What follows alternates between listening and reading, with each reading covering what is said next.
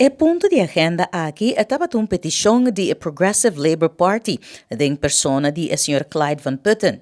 Durante sua dissertação, ela explica que o hobby de edifício tem valor histórico mais valioso para a isla.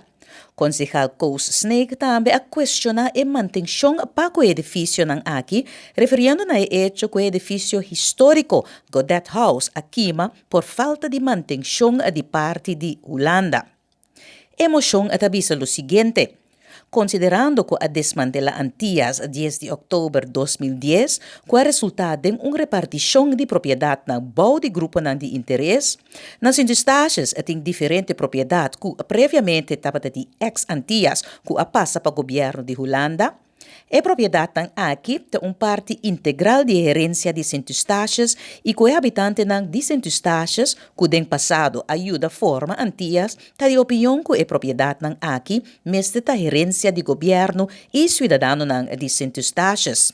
Para resolver para pede o Conselho Executivo para começar a discussão e a negociação com a Holanda que é meta para recuperar toda a propriedade anteriormente propriedade de ex-Antillas. Para reclamar a propriedade aqui para a suma simbólica de $1.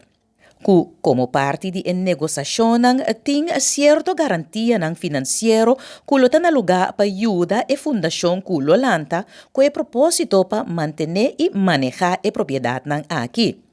E para o Conselho Executivo estabelecer uma fundação para incorporar a propriedade dentro a fundação para manejo de propriedade aqui. A moção agora firmada para concejal Leerdam, Merkman, Van Putten e Snake. Concejal Spanner não estava presente.